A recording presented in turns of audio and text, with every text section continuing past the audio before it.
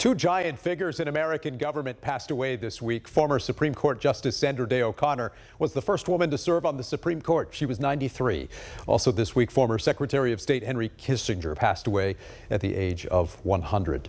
Former VP Mike Pence in the news again this past week amidst reports about his testimony to the special counsel and new revelations that he at one point may have considered the option of not presiding over the electoral vote count on January 6th, and that his son, who's in the Marines, helped convince him to do what he did that fateful day.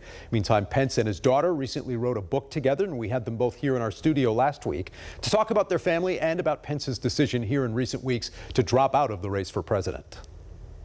My experience as vice president representing our country around the world, working on Capitol Hill, not only as vice president, but as a leader in the Congress, and then my years as governor of the state of Indiana. We looked at that weight of experience and just felt we had a duty to try.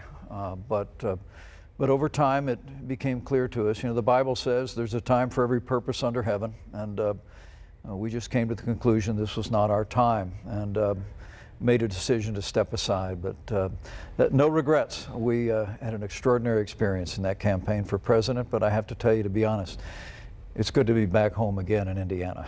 All right, you can see more of that interview with Pence and his daughter on our website. In the meantime, it's good to be back with our panel right now. With us here in studio today, former state party chair for the Indiana Democrats, Robin Winston, 2016 vice chair for the Indiana Trump campaign, Tony Samuel, Purdue political science professor, Dr. Martin Sweet, and UIndy political science professor, Dr. Laura Wilson. So Laura, let's talk about Pence and the race for president. It seems like the kind of story that may have come out at some point during his campaign, but now this being reported here just a few weeks after he dropped out. No doubt his role on January 6th will continue to be a big part of his story either way.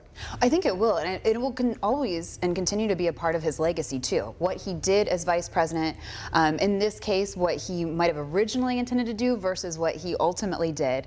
And I think that is a large part of his service. Now, he did talk about, he was worried about hurting his friend Donald Trump, and I have to say that relationship never seemed to be characterized as friendly per se, but you get a different sense, and I think a better sense of what Pence was considering on January 6th, what he was kind of grappling with, and obviously we know what he ultimately decided to do in terms of certifying the results. There's been some reporting he'd consulted Dan Quayle about all of that too. Martin, this coming week, the remaining Republican candidates who are still viable will take the debate stage again without Donald Trump. What are you expecting to see, and will it bring as much reaction as this Newsom-DeSantis debate we saw this past week? Well, I think right now the Republican Party has sort of three different segments, right? You have your sort of always Trump crowd, you have your never Trump crowd, and then you've got maybe 30% or so in the middle who say, I really wish we didn't have to deal with Trump, but I'd accept if it meant beating Biden.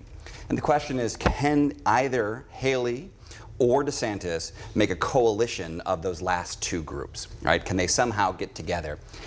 Frankly, unless they join forces in some sort of Aaron Sorkin made-for-TV moment, I don't see how they do that, right? I don't see the incentive structure for either one of them to drop out, so it'll be a challenge to beat the former president. That debate on News Nation this next week. Tony, this week, speaking of Nikki Haley, the Haley campaign got word they'd be getting the backing of the Koch network. Will that have a big impact in this race, do you think? No, it'll have a little impact, but more of an impact on Ron DeSantis. They were both vying for second place. They're both in the teens. DeSantis dropping down, Nikki Haley coming up a little. Trump's at 60% on the average of all polls. That's amazing. But the establishment looking for that other candidate, the anti-Trump vote, is, they're out there, but they're not going to reach 60%. So this helps Nikki Haley, hurts Ron DeSantis, doesn't affect Donald Trump.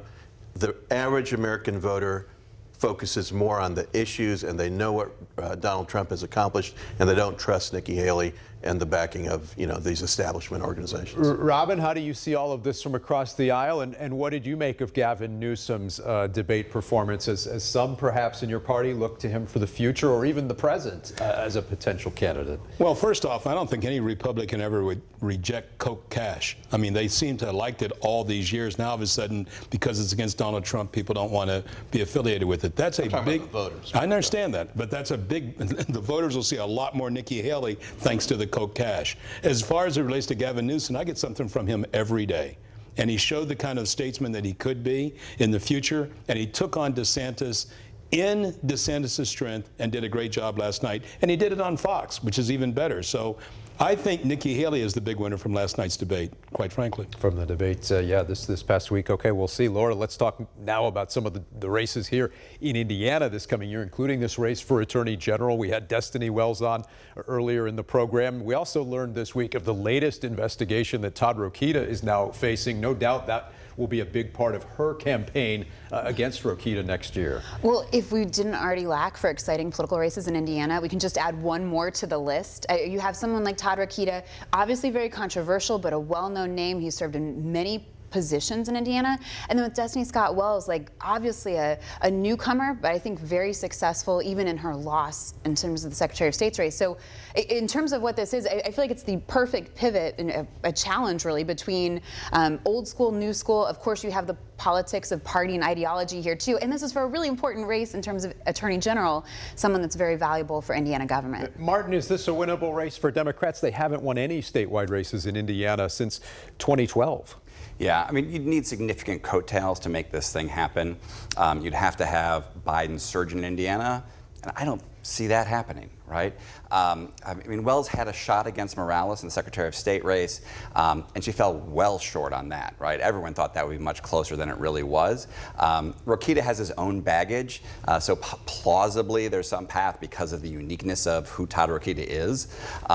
But it doesn't look very likely. Tony, could Rokita be vulnerable at all next year, given some of the controversies he's faced and now this additional investigation he may be facing? No, I don't think so. The additional investigation, we're not sure what the disciplinary commission is going to do. You've got people that are complaining to them again and again, and they're also attacking him in other ways in op-eds and that kind of thing.